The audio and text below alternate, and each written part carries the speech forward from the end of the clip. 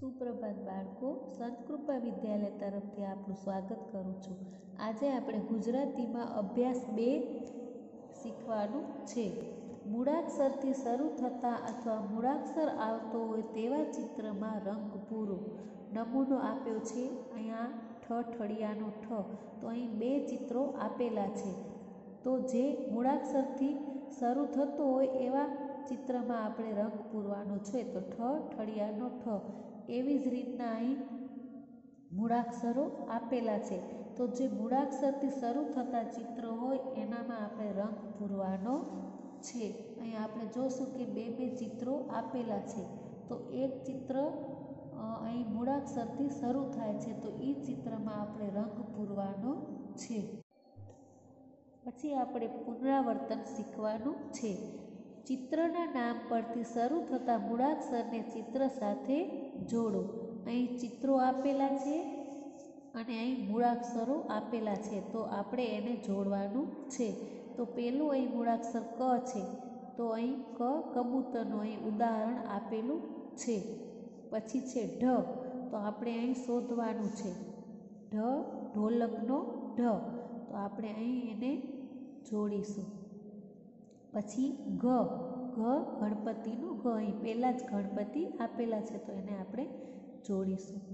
પછી છે ઘ, ઘડિયાળનો ઘ, અને ઘરનો, તો અહીં ઘડિયાળનું ચિત્ર આપેલું છે, તો આપણે એને જોડીશું।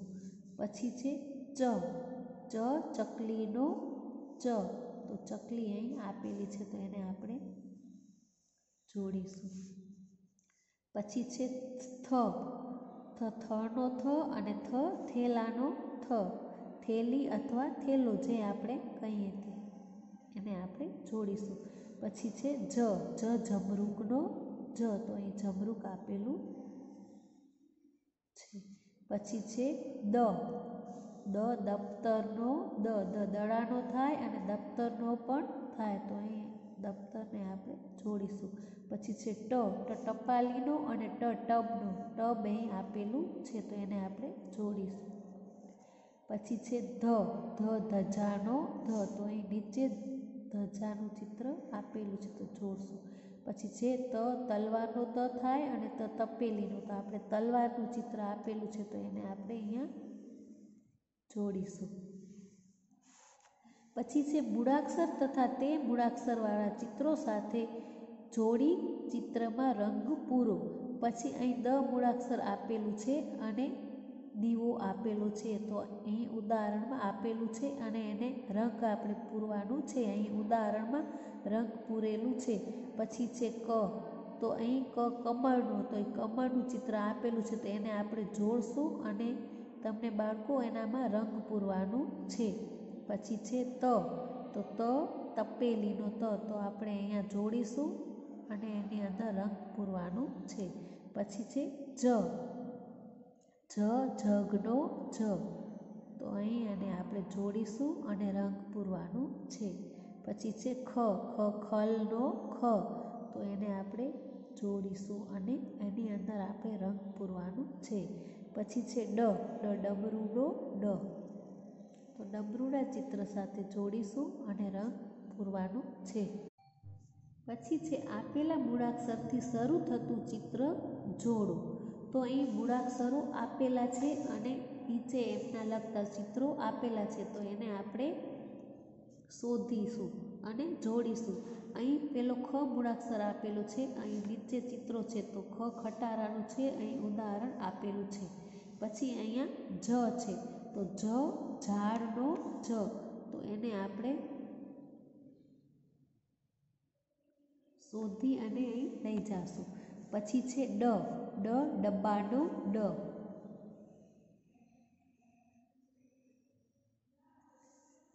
પછી છે ઘરનો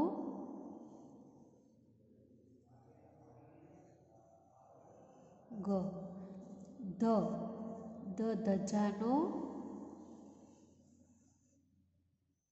ધ, પછી છે તો જગનો જ, પછી છે છત્રીનો છ, પછી છે ક, ક કમળનો ક. પછી અહીં છે ચિત્રો જોડી પહેલો મૂળાક્ષર લખો. અહીં ચમચીનું ચિત્ર આપેલું છે, તો આપણે અહીં ચ મૂળાક્ષર આપેલો છે, તો ઉદાહરણ આપણે જોશું. પછી બીજો ચિત્ર છે છરી, તો આપણે અહીં છ, છરીનો છ અને છત્રીનો છ. પછી આ બાણ આપેલું, છરીનું ચિત્ર જોયા પછી આપણે અહીં જોશું કે આ શું છે, ધનુષ, તો ધનુષનો ધ. પછી છે ઠળિયું, ઠળિયાનો ઠ. પછી આ શું છે, ઘોડો, તો ઘોડાનો ઘ. પછી આ શેનું ચિત્ર છે, ઢગલો, તો ઢગલાનો ઢ. પછી આ શું છે બાળકો, દડાનો દ. પછી આ છે ડમરું, તો ડમરુંનો ડ. પછી તલવાર, તલવારનો ત. પછી આ જબલાનો જ. પછી આ બીજો જલેબીનો જ. પછી આ છે કરવત, કરવતનો ક. પછી છે સરખા મૂળાક્ષરોની જોડી બનાવો, એટલે આપણે અહીં મૂળાક્ષરો આપેલા છે, તો અહીં ઉદાહરણમાં આપેલું છે ણનો ણ, અહીંયા ઉદાહરણ આપેલું છે. પછી છે ખટારાનો ખ, તો આપણે અહીં શોધવાનું છે અને જોડી બનાવવાની છે, તો અહીં બનાવશું આપણે. ટપાલીનો ટ, તો આપણે અહીંયા જોડી બનાવતા જઈશું. પછી ગણપતિનો ગ, તો નીચે જોશું. પછી છે થળનો થ, તો અહીં પહેલાં જ થળનું મૂળાક્ષર આપેલો છે. પછી છે જબલાનો જ, તો અહીંયા નીચે જોશું, તો અહીંયા આપણે જોડી બનાવશું. પછી છે ઘરનો ઘ, તો અહીં ઘરનો ઘ આપેલો છે. પછી છે તલવારનો ત, તો અહીં આપણે જોશું, તો અહીં તલવારનો ત આપેલો છે. પછી છે ધજાનો ધ, તો અહીં જોશું, અહીંયા છેલ્લે આપેલું છે ધજાનો ધ. પછી છે ઢગલાનો ઢ,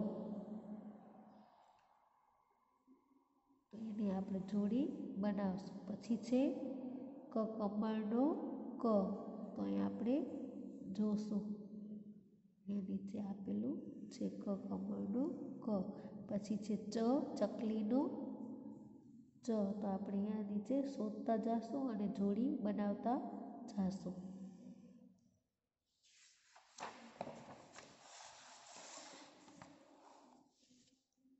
પછી છે ચિત્ર જે મૂળાક્ષરથી શરૂ થતું હોય તે મૂળાક્ષર શોધી તેના ફરતે ગોળ કરો. તો અહીં બાળકો ઉદાહરણમાં કરવતનો ક આપેલો છે અને અહીં ઉદાહરણ આપેલા છે.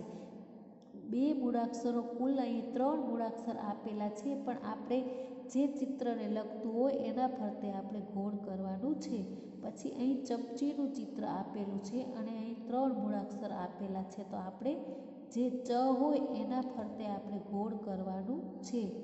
તો અહીંયા ચમચીના ચિત્ર ઉપર ચ ઉપર આપણે ગોળ કરીશું. પછી છે ઠળિયો, તો અહીં જોશું કે ઠળિયાનો ઠ ક્યાં છે, તો એના આપણે ગોળ કરીશું. પછી છે ઢીંગલી, તો ઢીંગલીનો ઢ, તો એના ફરતે આપણે ગોળ કરીશું. પછી અહીં છત્રીનું ચિત્ર આપેલું છે, તો અહીં છ શોધીશું અને એના ફરતે આપણે ગોળ કરીશું. પછી અહીં જોશું કે આ શેનું ચિત્ર છે,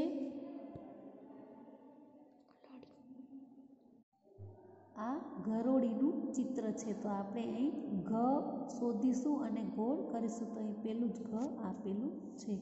પછી છે ઘડો, ઘડાનો ઘ, તો અહીં આપણે એના ફરતે ગોળ કરીશું.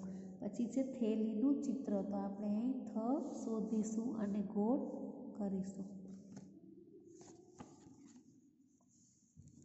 પછી છે જોડ બનાવો, તો અહીં આપણે જોશું કે ચ મૂળાક્ષર આપેલું છે અને ઉદાહરણ પણ આપેલું છે. તો અહીં જોશું કે ચકલીનો ચ અને સામે અહીં ચિત્ર આપેલું છે, તો ચકલી સામે આપણે એની જોડ બનાવવાની છે. પછી છે મૂળાક્ષર ટ, તો આપણે અહીં જોશું શબ્દ આપેલા છે ટ મૂળાક્ષર, ટમેટાનો ટ, અહીંયા સામે ટમેટાની જોડી બનાવશું.